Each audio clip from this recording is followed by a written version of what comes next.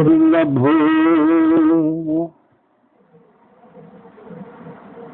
सद्गुरु पंथ है,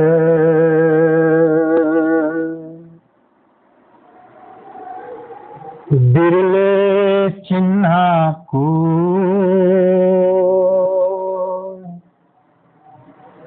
दुर्लभ सद्गुरु पंथ है, बिरले चिन्हा को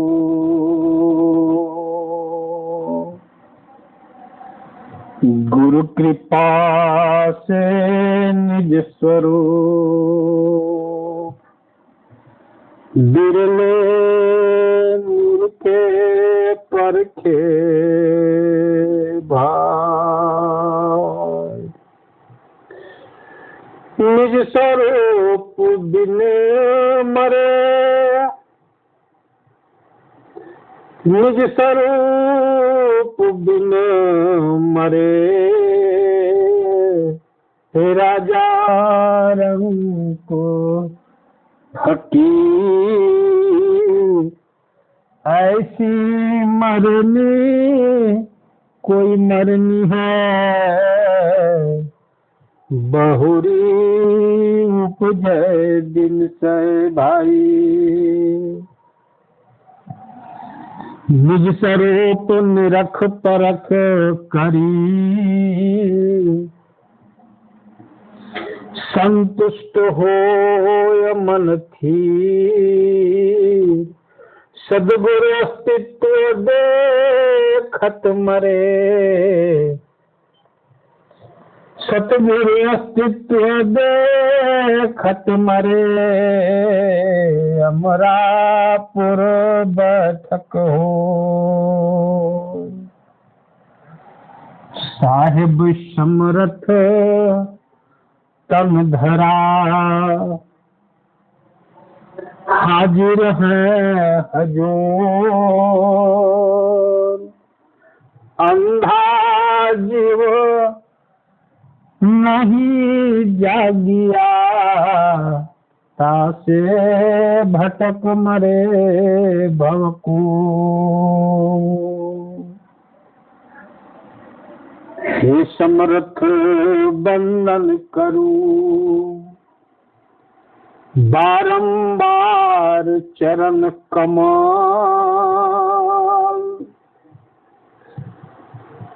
भक्ति मिली मोहियन पायनी, पाया प्यारा कम,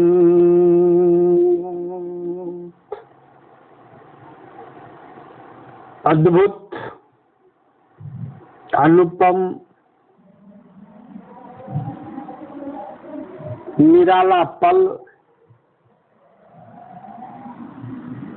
हम मनुष्यों के जीवन में सत्संग का पल होता है।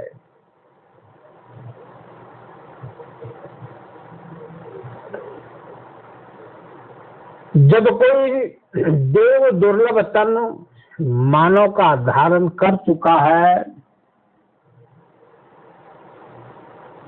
और उस तनधारी को सद्गुरु मिल जाए तो दुर्लभ अवसर उसके लिए अब सुलभ हो गया है। सुलभ इसलिए कह रहा हूं कि मानव तन को हम लोग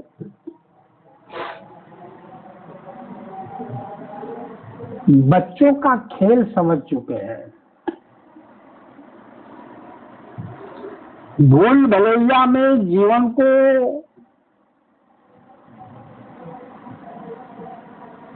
बिताना ही मेरा उद्देश्य बन गया है और अंत समय में नैनन असुआ टूटल हो कहावत जीवन में चरितार्थ हो जाता है चाहे वो वेद का मर्मज्ञ ज्ञानी हो, गीतामय हो, या धर्म का धुरंधर हो, या धन का धनिक हो, पद प्रतिष्ठा का स्वामी हो, ये सभी रोते हैं। मैंने एक डॉक्टर की अपने अनुभव को श्रवण कर रहा था। मुझे बहुत आनंद आया और मुझे लगा कि इसको मुझे कई संसार के मानवों को बताना चाहिए। डॉक्टर साहब बता रहे थे कि मैं अपने जीवन का 40 साल आईसीयू में ही बिताया है, जिसको लोग बोलता है इंटेंसिव केयर यूनिट। और आईसीयू में ही अधिकांश लोग तब पहुंचते हैं या उनको रखा जाता है जिनका आर्गन फेल हो गया रहता है।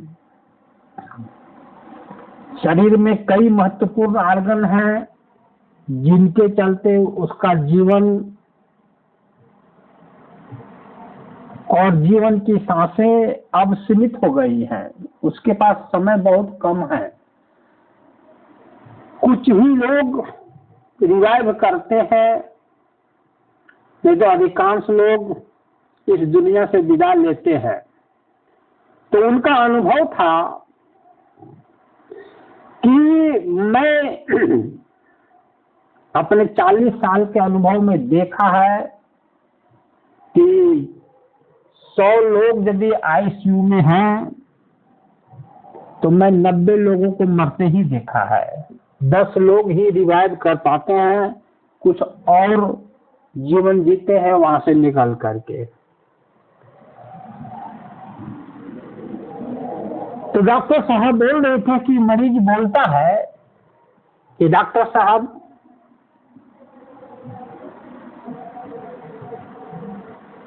मुझे पूरा ज्ञान हो रहा है। डॉक्टर साहब बोले क्या ज्ञान हो रहा है आपको? तो मेरे पास समय नहीं है, अब हमें बोध हो रहा है कि अब मेरा संसार छूटने वाला है, लेकिन साथ साथ ये भी बोध हो रहा है और बहुत साफ सुथरा कि मैंने बहुत बड़ी गलती कर चुका, बहुत बड़ी गलती किया हूं। डॉक्टर साहब बोले मरीज से भाई क्या गलती किए हो? बोले डॉक्टर साहब मैंने किसी को मीठा वचन नहीं बोला, प्रेम नहीं किया लोगों से, मेरे अंदर बहुत पद का अहंकार था, धन का अहंकार था, मेरे अंदर तो जाति की, समाज का, धन का गुण निकलता था।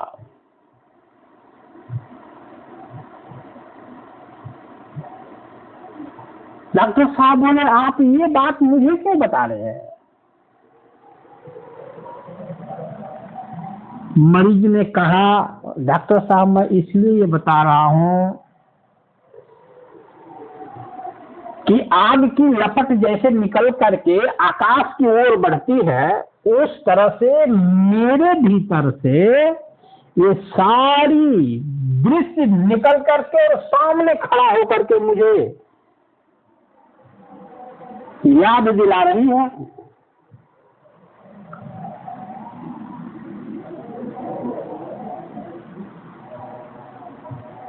मैं कितने वर्षों पहले इस तरह का अभिमान रखा था, मेरे अंदर अज्ञानता थी,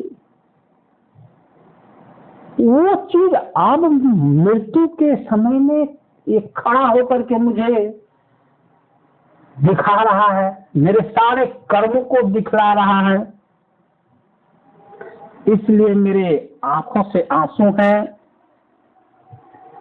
और मैं बहुत अभी असहाय, छोटा, अकेला, कमजोर, धन रहते हुए निर्धन, परिवार भरा पूरा है, रहते हुए मैं अकेला महसूस कर रहा हूं,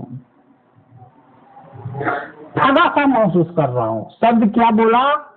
ठगा सा महसूस कर रहा हूं।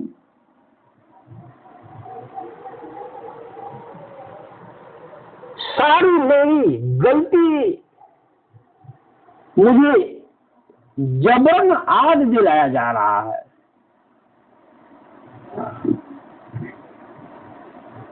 मेरे जीवन के कुछ छोटे मोटे भगवान की सेवा, स्तुति, वंदना, प्रार्थना जो भोग के लिए मैंने किया था, लोभ के लिए मैंने किया था, स्वार्थ के लिए मैंने किया था, वो भी खड़ा होकर के दिखलाया जा रहा है। इसलिए मेरे आंखों में आंसू रुक नहीं रहे हैं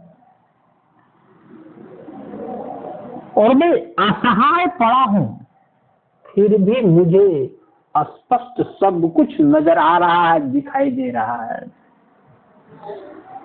ये डॉक्टर साहब बतला रहे थे, मैंने श्रवण किया, मुझे लगा कि यदि ये डॉक्टर साहब सचमुच में सदगुरु की सेवा किए रहते तो शायद आज ये साक्षी होते संसार का कि सदगुरु की आवश्यकता इस संसार में क्यों है।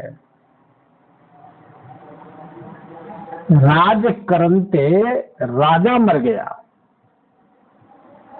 राज करंते राजा और भोग करंते रानी, और 14 भुवन के चौधरी मर गए और सब जाकर के जन्मे अपने ही राज्य में 84 लाख योनिया में।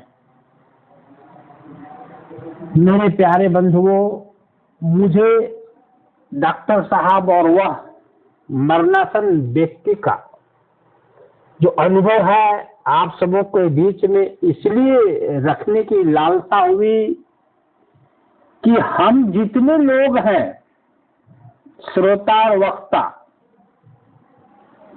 वह पल की ओर, वह घड़ी की ओर बड़ी तेजी से बढ़ रहे हैं। धीरे धीरे नहीं, बड़ी तेजी से बढ़ रहे हैं। रफ्तार से बढ़ रहे हैं और जितना रफ्तार और तेजी से हम लोग बढ़ रहे हैं उतना अधिक मायावी होते जा रहे हैं। हमें नर्तकी जो माया है 5 तत्व, वो हमें अधिक नचाना चालू की है। अब हम ये भी खुल के कहने लगे हैं कि थोड़ा सा मनोरंजन कर ले, थोड़ा मौज मस्ती कर ले, मेरे पास धन है, मेरे पास पैसे हैं, थोड़ा सा श्रृंगार करूं, प्रकृति के गुणों को धारण करूं। मेरे बंधुओं, ये परीक्षा की घड़ी है।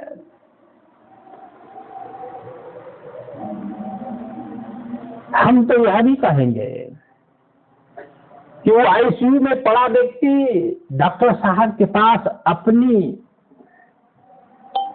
दुख को, अपने किए हुए कर्मों को व्यक्त भी कर पा रहा था, लेकिन कुछ लोग तो व्यक्त भी नहीं कर पाएंगे आईसीयू में।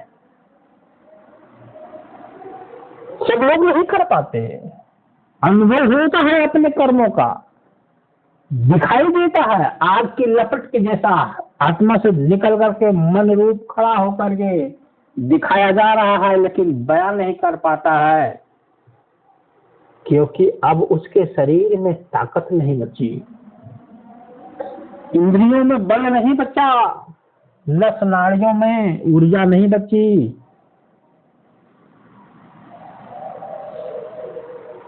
तो क्या हम इसी के लिए जिएंगे?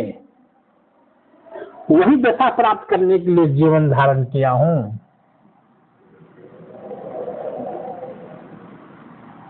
हम लोग क्या समझ रखे हैं अपने आप को? चालाक, चतुर? नहीं, मेरे सदगुरु कबीर साहब ने कहा कि तुम राजा होगे संसार की नजरों में, लेकिन मेरी नजरों में तुम एक मूर्ख से और कुछ नहीं दिखाई दे रहे हो। तुम सुंदर होगे, रूपवान होगे संसार के लोगों के नजरों में, मेरे नजरों में तुम बदसूरत हो। धनवान होगे तुम एक दुनिया वालों के नजरों में, लेकिन मेरे नजरों में तुम निर्धन हो, निर्धन हो। प्रतिष्ठा है तुम्हारे जीवन में, पद है तुम्हारे जीवन में, ये दुनिया वाले तुम्हें प्रतिष्ठा देते होंगे, तुम्हारी पद की गरिमा भी गाते होंगे, लेकिन मेरी नजरों में तुम श्मशान घाट में एक जगवार के काम के पद पर तुम दिखाई दे रहे हो। श्मशान घाट में मुर्दों को जलाने के पहले टैक्स लिया जाता है और वो हमेशा जागरूक रहता है कि कितने मुर्दे आ रहे हैं, उससे हमें टैक्स लेना है, सोता नहीं है। बस ऐसा ही तुम सिपाही जो मुझे दिखाई देते हो। तुम कहते हो मैं चतुर हूं, तुम कहते हो कि मैं प्रतिष्ठित व्यक्ति हूं, मेरी नजरों में तो बहुत ही गिरा हुआ इंसान हो। अब मैं कह रहा हूं कि सदगुरु ने इतनी तीखी वाणी का प्रयोग क्यों किया? उसका कारण यही था कि ये देव दुर्लभ मनुष्य, क्या भाषा है सदगुरु का? देव दुर्लभ मनुष्य, देवताओं को भी दुर्लभ है, वह मानव तन मिल चुका है और इसका सुपयोग जीवन को पालन करते हुए, जीवन को विकास करते हुए सच्चा में हम लोगों को भगवत प्राप्ति करने का हमेशा अथक प्रयास करते हुए आगे बढ़ना है। संसार के विकास के साथ साथ अपनी आत्मा की उन्नति, आत्मा का विकास, आत्मा का ऊर्ध्वगमन, इन्फिनाइट अनंत तक की यात्रा को साथ साथ में लेकर के आगे बढ़ना था।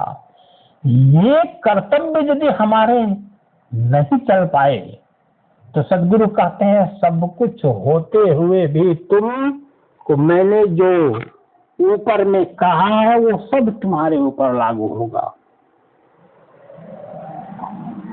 इसलिए मेरे भाइयों, हम यदि मनुष्य शरीर में हैं तो हम अपने पद पर प्रतिष्ठा के अनुसार हमें राजा लोग कहता है, लेकिन जो एक निर्धन व्यक्ति है जिसके तन पर कभी भी अच्छे कपड़े नहीं हैं, उसको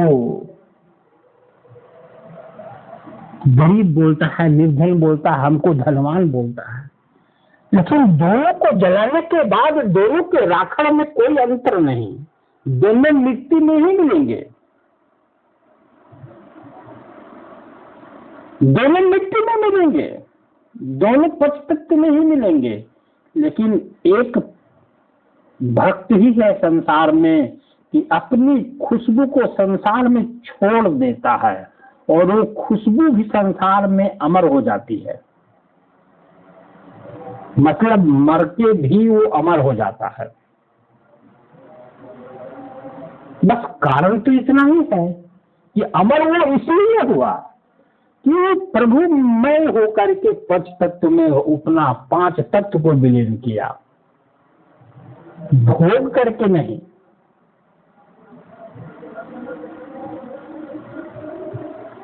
उसके बाद हम आईसीयू में पड़े रहे अंतिम समय में, या रेशमी कपड़ों से बना हुआ बिछावन पर पड़े रहे,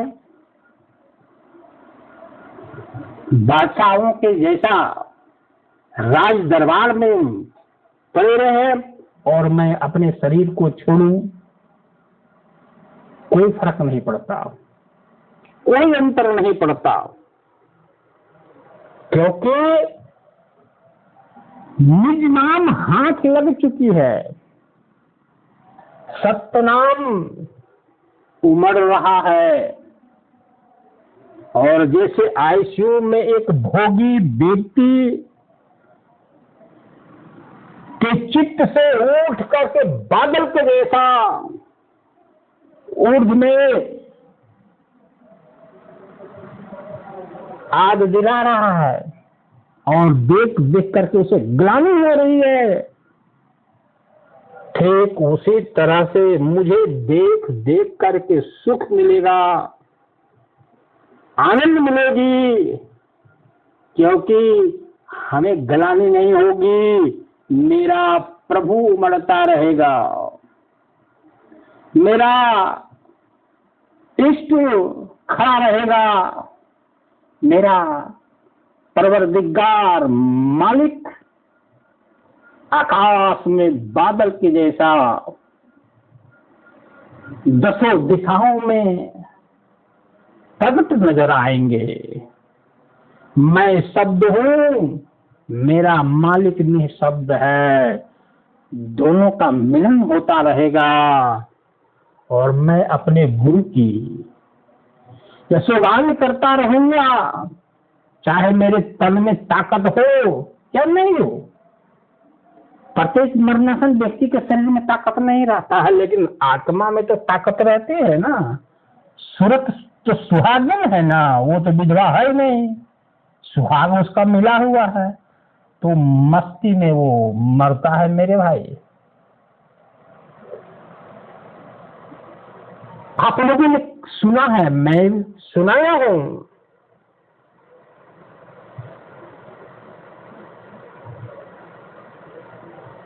कि सदगुरु कहते हैं मेरे पास समय कम है,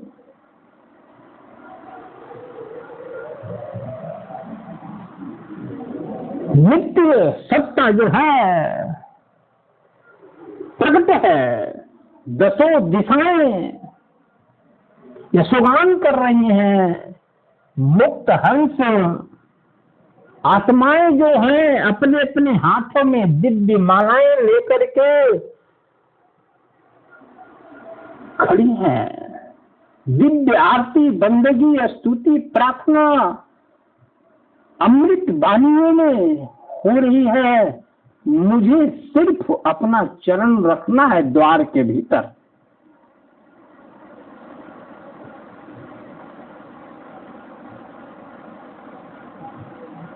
यहाँ पर अंतर तो इतना ही है कि एक संसारिक व्यक्ति मर रहा है तो उसने जो भी कर्म किया है वो सब उसी के चित्त से निकल करके और आसमान में खड़ा हो रहा है, उसको ग्लानि दे रहा है, उससे उसको ग्लानि हो रहा है।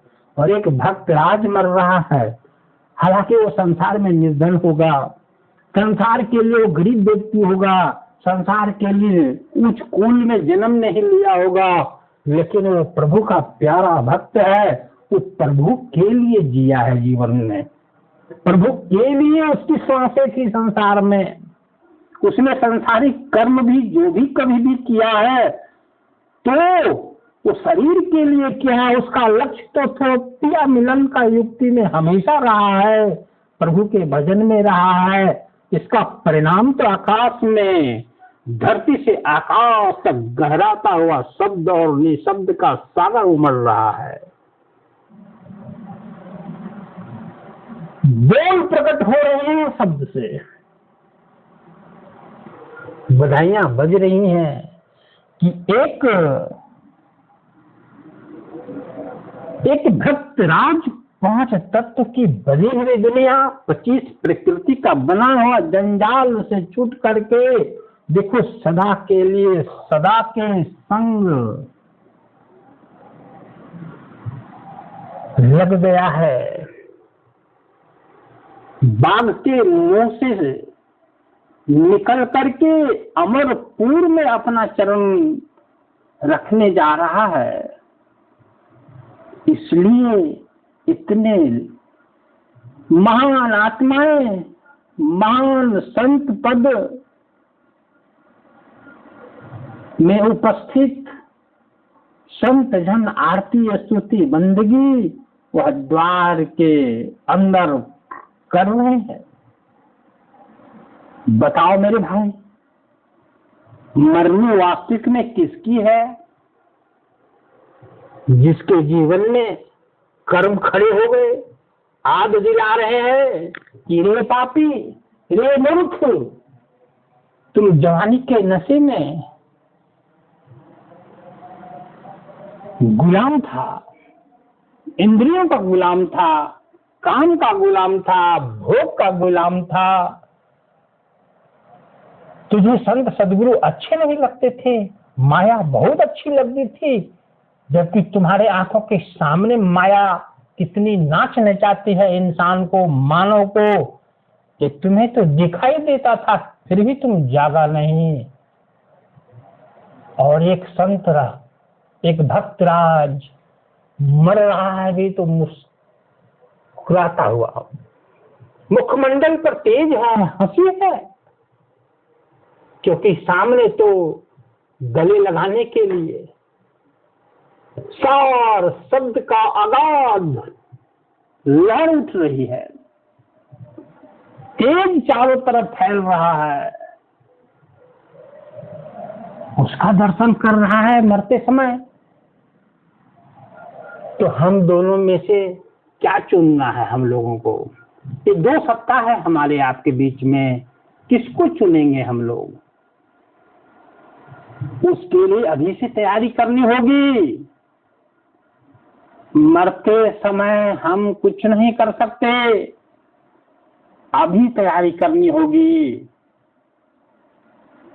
जा मरने से जग डरे, मेरे मन आनंद, और कब मरी हो कब पई हो पूर्ण परमानंद।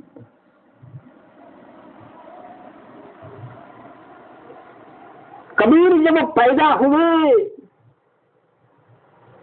जग हंसा हम रोए, और ऐसी करनी कर चलो हम हंसे जग रोए।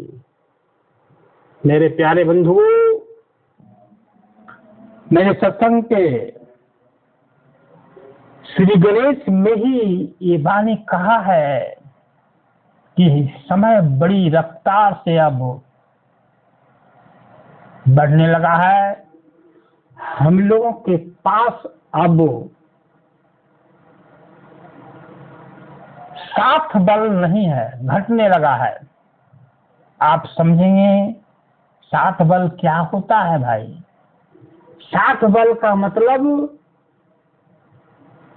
साथ देने वाली शक्ति अब घटने लगी है। शरीर में शक्ति घटने लगा, शरीर की प्रकृति बदलने लगी, शरीर की श्वासें घटने लगी, हम ऊर्जा विहीन दिन प्रतिदिन होने लगे हैं। जैसे अंजलि में भरा हुआ जल बूंद बूंद करके घटने लगता है, उस दशा में हम आ गए हैं।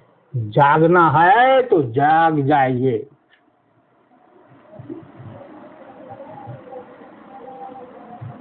मरना तो है, ये तो बांध लो, लेकिन हम धरती से आकाश तक गहराता हुआ निशब्द को देखते हुए ना मरे। मरने की खुशी मुखमंडल पर प्रकट हो जाए, हम तेज में प्रवेश करते ही मरे कि हम संसार में कुछ कर्म, बुरे कर्म किए हैं, कुछ पाप किए हैं, भोगों में फंसे हैं, वो हमें हमारे सामने नृत्य करता हुआ हमें दिखाता रहे और वो देखते देखते हम मरे। मतलब हम पुनः फिर 84 लाख योनियों में आ जाएं, हमें मंजूर नहीं है। परमात्मा ने इस तन को एक बूंद से खड़ा किया था। एक बूंद मतलब आप जानते हैं बूंद किसे कहते हैं। एक बूंद से बनाया था 9 महीने में, 5 तत्व से श्रृंगार किया था इस तन को, और बहुत बुद्धि से वैज्ञानिक तरीके से कल पुर्जे इसमें लगाया था। बड़ी बड़ी अहम भूमिका निभाई थी, लेकिन उसका मजदूरी, उसका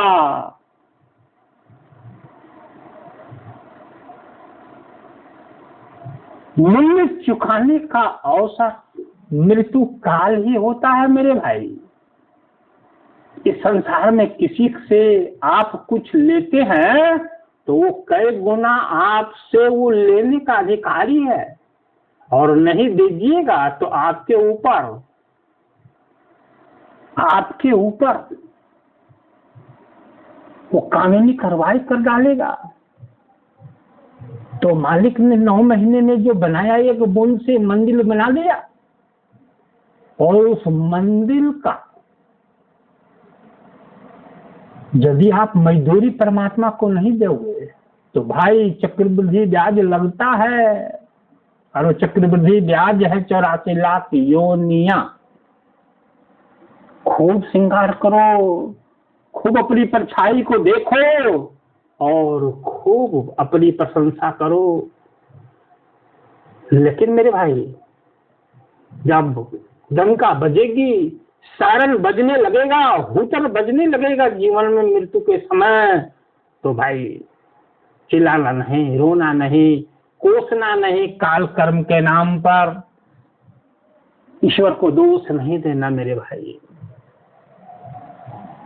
सजग हो जाओ, भूल नहीं करना है, सबको जान जाना है। इस ठगनी के चक्कर में, इंद्रजाल के चक्कर में हम लोगों को नहीं रहना है। ज्ञानी जितने भी हुए हैं वेद शास्त्र के जंगल में भटक गए, अज्ञानी अंधविश्वास के जाल में फंस गए, और बड़े बड़े भक्त कंचन कामिनी में डूब गए। और भौतिक ज्ञानी, साइंस का ज्ञाता, ये जो मूर्ख लोग है ना, है ये मरघट में तेली का काम करने लगे। बाद में समझ में आएगा कि तेली का काम मतलब क्या होता है। और योगी सन्यासी ओंकार तक जाकर के ऐसा मकड़ा के जाल में जाके फंसे है ना कि निगलते भी नहीं बनता न उगलते बनता, लटक गए, न ऊपर चढ़ सकते न नीचे, बीचे में लटक गए। कहाँ? जहाँ पर खाने पीने का चीज कुछ नहीं है। मकड़ा अपने से पेशाब करता है, जाल बुनता है, अपने से लार बाहर निकालता है, जाल बुनता है, उसी में फंसता है। जाल तब तक बनती है जब तक लार निकलता है, पेशाब करता है। जब बंद हो गया दोनों तो लटक जाएगा भूत के जैसा। तो मेरे भाई, ये गुरु के बिना ये सब लोग भटक गए, क्योंकि सत्य का राह तो गुरु बताते हैं, सत्य का साक्षी तो गुरु है। सार शब्द है क्या? तो इसकी आवश्यकता है क्या? क्यों है आवश्यकता? उसको कैसे चुने? उसमें हम कैसे अस्थायी निवास स्थान बना लें? ये तो भेद गुरु बतलाते हैं। और गुरु को तो ये संसार के लोग खिलौना बना के रखे हुए हैं। जैसे कोई मनुष्य को कोई कुछ दे देता है तो उसके आंखों में प्रेम, और कोई उसे ले लेता है तो उसके आंख में आंसू सूख जाते हैं। ऐसा प्रेम से कोई काम नहीं होगा। तो मेरे बंधुओं, जरा ये मकड़ा के इंद्रजाल जो फैला है प्रकृति के द्वारा, उससे बच जाओ, बच जाओ। हमारा कर्तव्य है बचाना, हमारा काम ही है आपको जगाना, हमारा काम ही है आपको होश में लाना। क्योंकि जो सच्चा हितैषी होता है बुराई को बर्दाश्त नहीं करता। सच्चा प्रेमी जो होता है, सच्चा सुख देने वाला होता है, वो बुराई को निकाल बाहर फेंकेगा। और यदि ये बात यदि पसंद कर लिए, गुरु के वचनों को आत्मसात कर लिए, तो आपका भलाई तो होना 100% यहाँ निहित है। इसलिए मेरे प्यारे बंधुओं, ये बात तो ध्यान देना ही पड़ेगा। बार बार नहीं आवे अवसर, बार बार नहीं आवे अवसर, बार बार नहीं आवे हो, बार बार नहीं आवे अवसर, बार बार नहीं आवे हो। जो चाहे कछु कर ले भलाई, जो चाहे कछु कर ले भलाई, भव सागर तर जावे हो, भव सागर तर जावे हो, भव सागर तर जावे हो।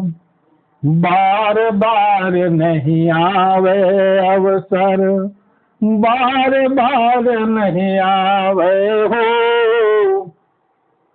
झूठी काया झूठी माया, झूठी काया झूठी माया, यह कछु थिर न रहावे हो, यह कछु थिर न रहावे हो। मात पिता और कुटुंब कबीला, मात पिता और कुटुंब कबीला, स्वार्थ में लपटावे हो, स्वार्थ में लपटावे हो।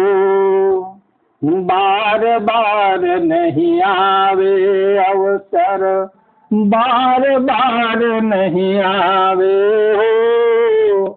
तन मन धन कछु नहीं तेरा, तन मन धन कछु नहीं तेरा, छाड़ पलक में जावे हो, छाड़ पलक में जावे हो।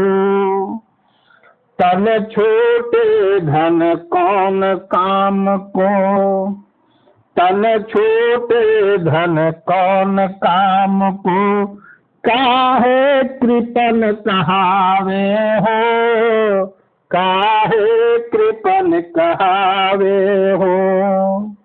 बार बार नहीं आवे अवसर, बार बार नहीं आवे हो।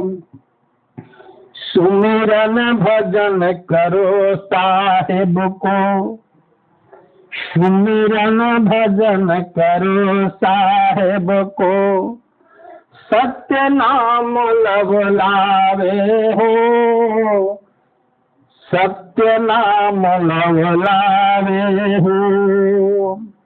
कहे कबीर पग धरत पंथ में, कहे कबीर पग धरत पंथ में, जम किंकर न सतावे हो, जम किंकर न सतावे हो। बार बार नहीं आवे अवसर, बार बार नहीं आवे हो। जो चाहे कछु कर ले भक्ति, भव सागर तरि जावे हो, भव सागर तरि जावे हो। मेरे प्यारे बंधुओं, एक एक वाणी प्रेम से उमड़ रही है, अपनापन से प्रत्यक्ष हो रहा है कि सद्गुरु हम लोगों से कितना प्रेम करते हैं, हम लोगों को कितना सुख देना चाहते हैं, ये हम लोगों को समझना होगा। वो माता पिता कभी अच्छे नहीं होते जो बच्चों के दोष दुर्गुण को निकालने का प्रयास नहीं करते। तो सद्गुरु हमारे पिता हैं और हम उनके बच्चे हैं। हमारी बुराइयों को, हमारे दोषों को सद्गुरु कथा के माध्यम से, सत्संग के माध्यम से, अमृत वचनों में हमें समझाते हैं। हमें समझ में यदि आ गया, हम यदि उनकी वाणी को आत्मा में बिठा पाए और कर्म में परिणत कर पाए, तो मेरा बात मानो मेरे भाइयों, सद्गुरु को समझ जाएंगे। सद्गुरु जो सुख देना चाहता है वो हमें प्राप्त हो जाएगा। तब हम सद्गुरु की कृपा को अनुभव कर पाएंगे, उनके दयालु पना को हम बोध कर पाएंगे कि कितना बड़ा हितैषी है हमारा सद्गुरु। संसार में सभी स्वार्थी हैं, एकमात्र सद्गुरु ही है सच्चे हितैषी हमारे आपके हैं। कबीर इस संसार में कोई काहू का नहीं, कबीर इस संसार में कोई काहू का नहीं। घर की नारी को कहे, घर की नारी को कहे, तन की नारी नहीं, तन की नारी नहीं। तो मेरे भाइयों, एक आपका सहारा है परमात्मा।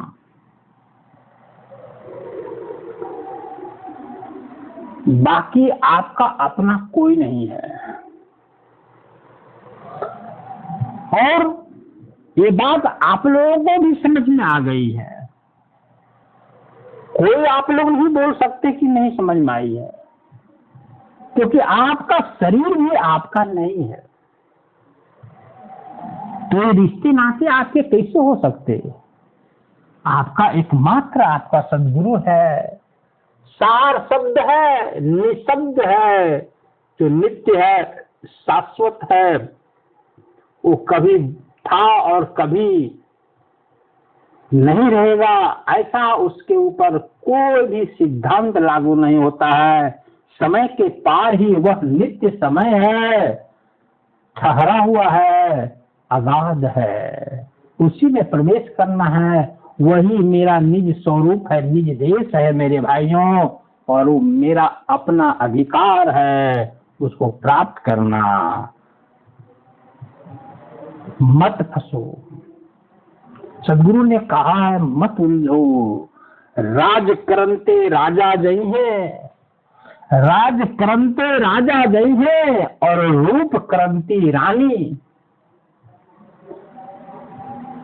और वेद पढ़ते ब्रह्मा जय है, नारद मुनि से ज्ञानी। और 5 तत्व का बना पिंजरा है यह वस्तु बिरानी। है यह वस्तु बिरानी। तो मेरे भाइयों, रूप को जो सजाते हैं हम लोग, ये सजा हुआ शरीर बंदर जैसा हो जाएगा बुढ़ापे में। अपने ही रूप को यदि आप मिलाएंगे जवानी के रूप के साथ प्रतिमा में, तो भ्रम होगा कि मैं ऐसा भी हो गया हूं और ऐसा पहले था। शर्म लगेगी। तो हमें क्यों शर्म आने का अवसर देना? हमें तो विश्वास है ही कि हमारे अंदर परिवर्तन हो रहा है। हम लोग कहते भी है ना कि अब बार बार बीमार पड़ रहे हैं, जल्दी बीमारी आने से जल्दी भागता ही नहीं है। अब कहना भी तो चालू किए हैं। क्या सुना रहे हो गुरु जी को? क्या सुना रहे हो सदगुरु को? क्या इनको पता नहीं है?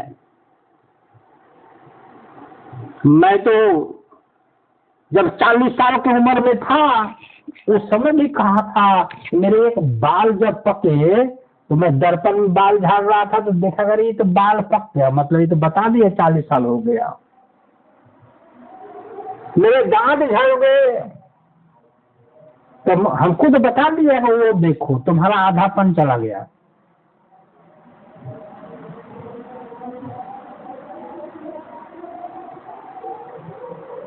चश्मा लग गया, छोटी जो काली अक्षर है वो पढ़ाई नहीं हो पा रहा था, धुंधला था, धुंधलापन सामने, तो चश्मा लग गया तो होश में आ गया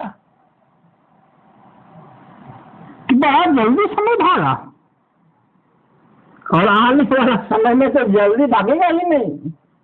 हम भगाएंगे जल्दी, जल्दी भागे ये समय मौत आ जाए, लेकिन मौत भी जल्दी नहीं आता है। बीमारी से घिर जाते हैं, असहाय हो जाते हैं, दुखी हो जाते हैं, घर वाले के ऊपर बोझ बन जाते हैं, है ना। ये गोद में हिंडोला बना के खिलाते हैं हम अपने बच्चों को, ये बच्चों के ऊपर हम भारी हो जाते हैं और सब लोग हमसे कन्नी काटने लगता है। उस समय हमारा समय भी जल्दी नहीं बीतता मेरे भाइयों। अभी जवानी में जल्दी समय बीत रहा, बुढ़ापा में जल्दी समय नहीं बीतता, क्योंकि दुख जो होता है जल्दी कटता। दुखी व्यक्ति का समय जल्दी नहीं कटता और सुखिया का समय जल्दी कट जाता है। तो मेरे भाइयों,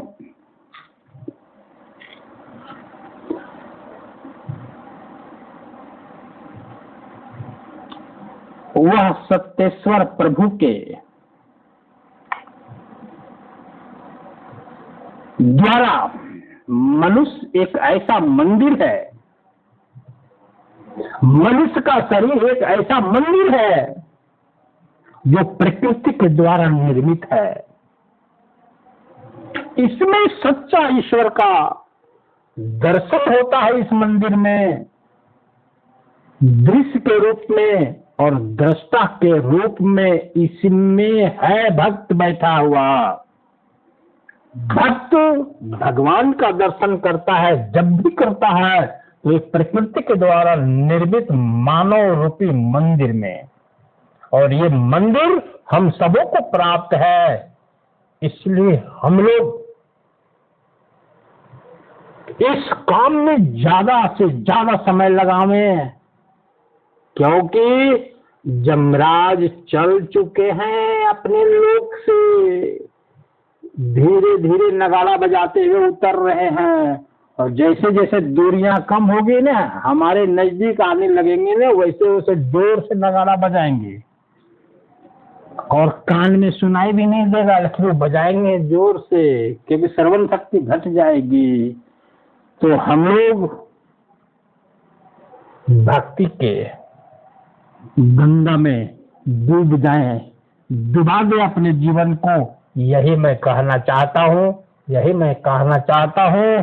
कबीर मन निर्मल भया, जैसे गंगा नीर, और पीछे पीछे हरि फिरे, कहत कबीर कबीर।